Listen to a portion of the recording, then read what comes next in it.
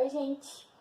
Então, vocês já ouviram falar sobre uma coisa chamada governo itinerante? Para o pessoal da administração pública, talvez esse termo já seja mais conhecido.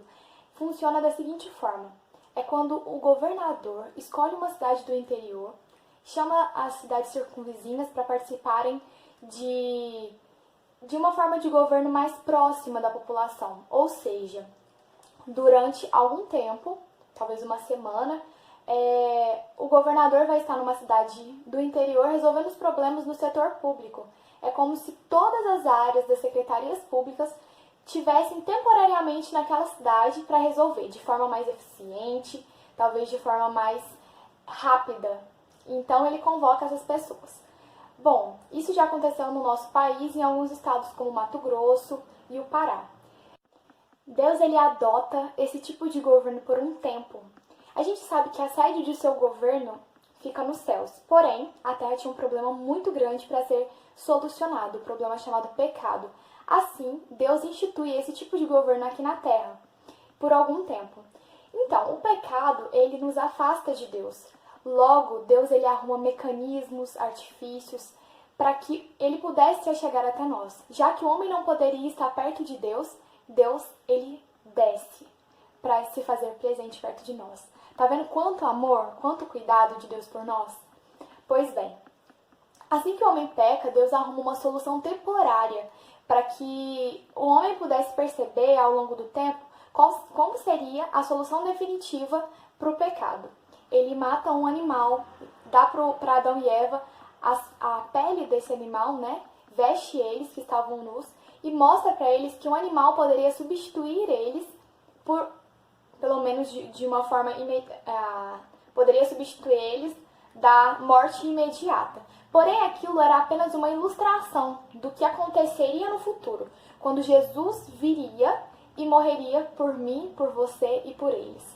Bom, era apenas um símbolo do que aconteceria, mostrando quanto amor e que a base do governo de Deus é a justiça e o direito. Pois bem, esse sistema ele começou no Jardim do Éden e se estendeu até que o povo de Deus é feito escravo no Egito. Eles ficam escravizados por 400 anos. Durante esse tempo, as gerações anteriores foram morrendo, né? E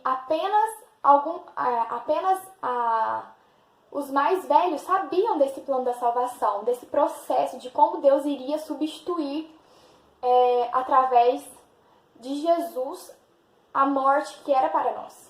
Então, o plano da salvação foi se perdendo. Então, as últimas pessoas, as últimas gerações que nasceram no Egito não sabiam desse plano da salvação. Então, ele precisava ser retomado. Através da libertação de Deus, do seu povo do Egito, por meio de Moisés, esses conhecimentos eles foram retomados.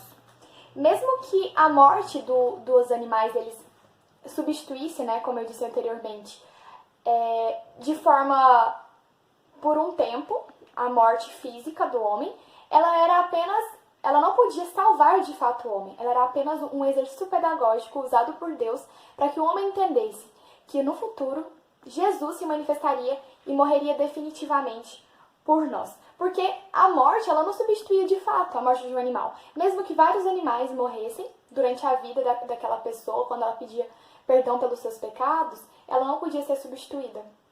Por quê? Apenas o sangue do animal não podia substituir. Vamos conferir isso na Bíblia? Olha o que diz Hebreus 10, do 1 ao 4. A lei constitui apenas uma sobra, um vislumbre das coisas boas por vir, mas não são as coisas boas em si mesmas. Os sacrifícios são repetidos todos os anos, mas nunca puderam purificar inteiramente aqueles que vêm adorar. Se tivessem esse poder, já não precisariam existir, pois os adoradores teriam sido purificados de uma vez por todas, e a consciência de seus pecados teria desaparecido. Em vez disso, esses sacrifícios os lembravam de seus pecados todos os anos, pois é impossível que o sangue de touros e bodes remova pecados. Ou seja, é o que a gente conversou anteriormente. O sangue dos animais era apenas uma forma pedagógica, era uma forma de o homem entender que no futuro Jesus morreria por ele e que o sangue não tinha poder nenhum para salvar, o sangue dos animais não tinha poder nenhum para salvar eles da morte eterna, que era o que nós merecíamos, porque o salário do pecado é a morte. Apenas Jesus, sempre foi Ele. Ele era a única pessoa que poderia salvar eu e você da morte do pecado. Pois bem, os animais, eles eram símbolos. Deus, ele queria ilustrar, ele queria que a gente entendesse. Tá vendo quanto amor Deus tem por nós? Ele queria nos ensinar através dos sacrifícios que hoje não são mais válidos, porque Jesus já morreu por nós. Que apenas a cruz, apenas Jesus podia nos salvar. E Ele é a única pessoa que pode nos salvar. Nada que nós fizermos, nada, nenhum... Mesmo que nós fôssemos ricos, tivéssemos dólares, euros, se a gente desse a nossa vida, nada poderia nos salvar, apenas Cristo Jesus. Ele é o único meio, Ele é a única forma.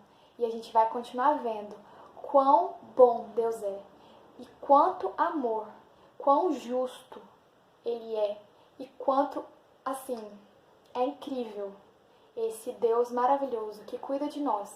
E no final a gente vai entender que Deus, ele realmente é justo. Um beijo pra você, que você tenha uma ótima noite e um ótimo restante de semana na companhia de Jesus. Um beijo.